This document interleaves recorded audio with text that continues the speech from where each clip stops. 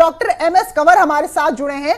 तो जरा सुनिए डॉक्टर क्या कहते हैं। डॉक्टर तो किसी धर्म की बात नहीं करेंगे, वो केवल हमारे शरीर की बात करेंगे, हमारी सेहत की बात करेंगे।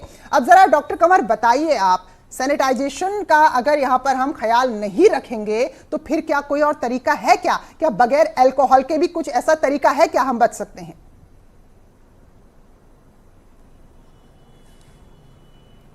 पहले मैं ये कहना चाहूंगा कि अल्कोहल हम कई तरीके से यूज करते हैं जिसका हमें ख्याल नहीं होता। सिर्फ अभी जिक्र किया साहब ने कि आप सिरप भी यूज करते हो। आप जहां भी इंजेक्शन लगता है आप शरीर पे अल्कोहल लगाते हो, पी तो नहीं रहे हो, वो आपके शरीर में नहीं जा रहा है, आपके पेट में नहीं जा रहा है। सो आप इस चीज से घबराने की जरूरत तो है नहीं।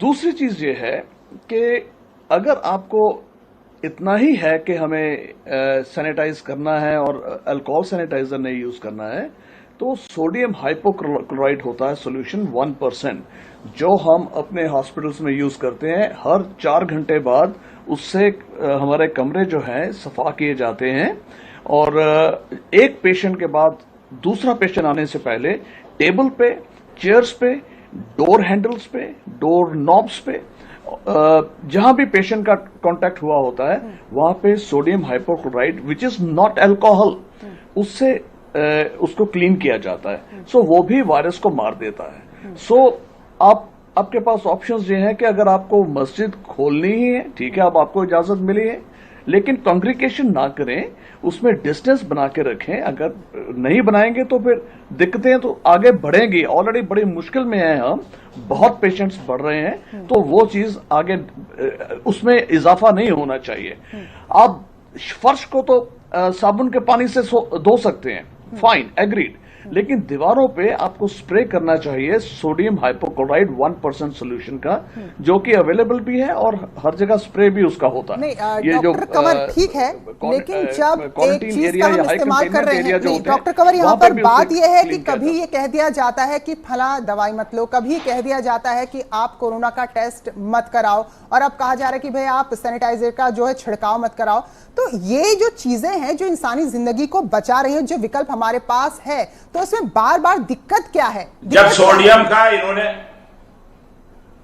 डॉक्टर कंवर, जब सोडियम का विकल्प बता दिया है डॉक्टर कंवर साहब ने, मैं एक एग्जांपल तो फिर आप क्यों जिद कर रही हैं अल्कोहल के? मैं जिद नहीं कर रही हूं, मैं बात इतनी सी कर रही हूं कि आप लोग बीच बीच में, जब इतना मुश्किल ये दौर है, चीजों को और क्यों यहां पर आप घुमा फिरा रहे हैं और चीजों को मुश्किल क्यों बना रहे हैं? डॉक्टर कंवर, जब एक बहुत बड़ी महामारी हमारे सामने खड़ी है, तो क्या इस तरह की बातों को सामने ला लाकर लोगों को हम भ्रमित नहीं कर देते हैं? क्योंकि कई लोग हैं जो मौलानाओं की बात को बहुत गंभीरता से लेते हैं। कभी कहा जाता है कि भाई आप टेस्ट मत कराइए, कभी कहा जाता है कि आप इस चीज का, फला चीज का इस्तेमाल मत कीजिए। तो ऐसे तो और भी ज्यादा लोगों के बीच में गलतफहमियां फैलती हैं जिससे नुकसान होता है।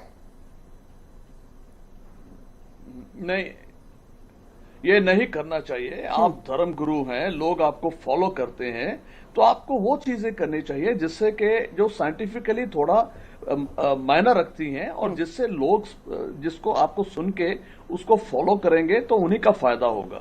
मैं एक छोटा सा एग्जांपल देता हूं। मैं 25-30 साल पहले कंसल्टेंट था सऊदी अरेबिया में, जो बड़ा कट्टर इस्लामिक कंट्री है।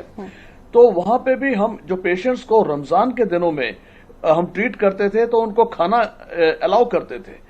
उस वक्त उनका रोजा तोड़ दिया जाता था, इसलिए क्योंकि उनको दवाई खिलानी पड़ती थी, और हम ये नहीं कर सकते थे कि दिन में 2 बार सुबह 4 बजे खिला दो और शाम के 7 बजे खिलाओ, उनको बार बार देनी पड़ती। तो इट वाज अलाउड, तो उनको इजाजत थी इस बात की। सो ऐसी सिचुएशंस को आप सामने रखिए कि ये इतनी बड़ी महामारी से गुजर रहे हैं, एक से दूसरे को फैल रहा है। आपको वो चीजें करनी चाहिए जो कि बहुत सिंपल हो और लोगों की समझ में आए, और जिससे कि लोगों का फायदा हो, उसमें साइंटिफिक बैकग्राउंड हो। मौलाना अली हसन साहब, उससे बिल्कुल सही बात है। आपकी बात सुनेंगे, आपकी बात बहुत अच्छी है। अगर आपकी मौलाना अली हसन साहब, मौलाना अली हसन साहब भेड़चाल करेंगे। डॉक्टर कंवर प्लीज मेडिकली समझाइए, जिंदगी को बचाने के लिए जो भी चीज ली जाए दवा के तौर पर इस्तेमाल की जाए, इट्स वेरी सिंपल, वो जरूरी है। Very simple. या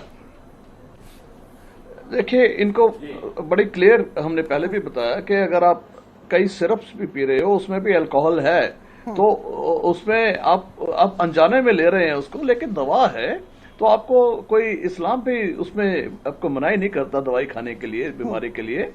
आपको अल्कोहल का टच वो आपके शरीर में नहीं जा रही है, नहीं तो आप तो कभी इंजेक्शन ब्लड सैंपल ही नहीं देंगे, क्योंकि क्या कहेंगे कि भाई मुझे पहले स्टरलाइज नहीं करो सुई लगाने से पहले, तो आप तो कभी ब्लड सैंपल ही नहीं देंगे।